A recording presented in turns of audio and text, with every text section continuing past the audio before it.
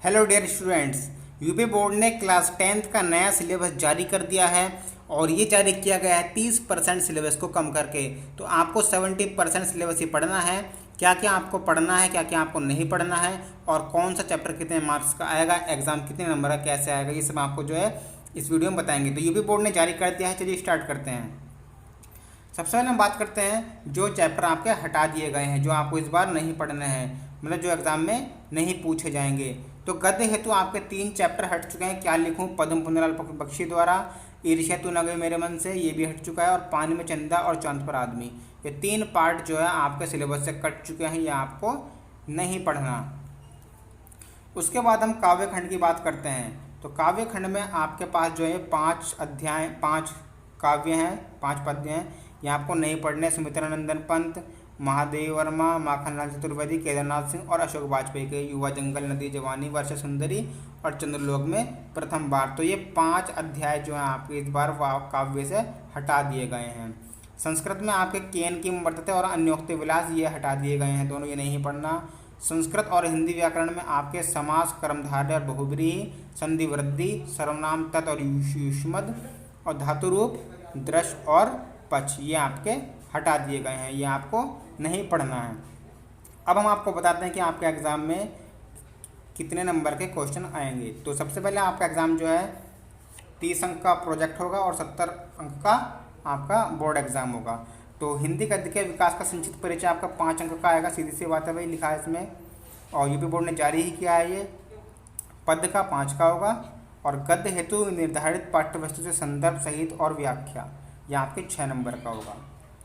उसके बाद हम आगे बढ़ते हैं। तो आपका क्वेश्चन नंबर 3 होगा काव्य हेतु निर्धारित पाठ्यवस्तु से संदर्भ, व्याख्या और काव्य सौंदर्य। जैसा पद्य गद्य में था ऐसा ही आपका पद्य में होगा,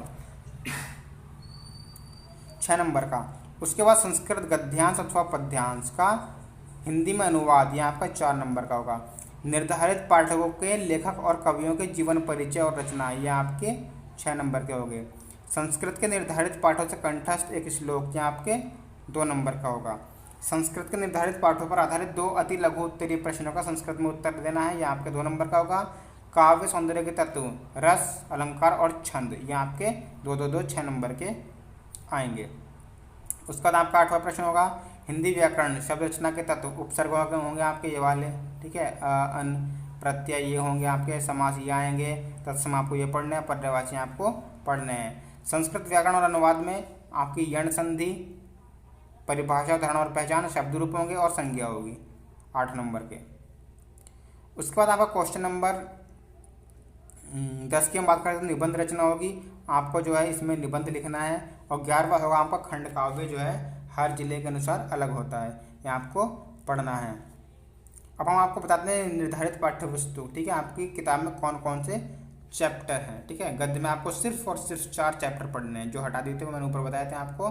गद्य में आपको सिर्फ और सिर्फ मित्रता, ममता, भारतीय संस्कृति और जनता, ये 4 आपको पढ़ने हैं 70% के अकॉर्डिंग, ठीक है। उसके बाद आपका काव्य हेतु, काव्य में आपके कितने हैं देखते हैं। काव्य में आपके हैं 1 2 3 4 5 6 7 8 9 10 11 12, बहुत सारे हैं, ठीक है आपके लिए। सूरदास, तुलसीदास, रसखान, बिहारी, रामनरेश, मैथिली, महादेवी, सुमित्रा, माखनलाल, सुभद्रा चौहान, अशोक। तो ये सब आपको जो है पढ़ना है। इसकी हम बात करते हैं, चलिए काव्य में, ठीक है। काव्य में हम बात करते हैं सूरदास, ये सब आपको जो है पढ़ना है इस बार के लिए। आपके बोर्ड एग्जाम में यही चैप्टर जो है आने वाले हैं।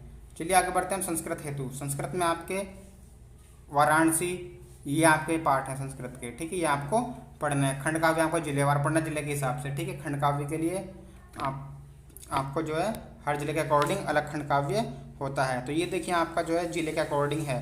अगर आपका जिला इनमें से कुछ है, अगर आपका जिला इनमें से कोई है तो आपको मुक्तिदूत पढ़ना है। आपका जिला अगर इनमें से कोई है तो आपको ज्योति जवाहर पढ़ना है। इनमें से कोई है तो आपको ये पढ़ना है। इनमें से कोई अगर है तो आपको मेवाड़ मुकुट, लखनऊ, सहारनपुर, फैजाबाद, तो आपको ये पढ़ना है।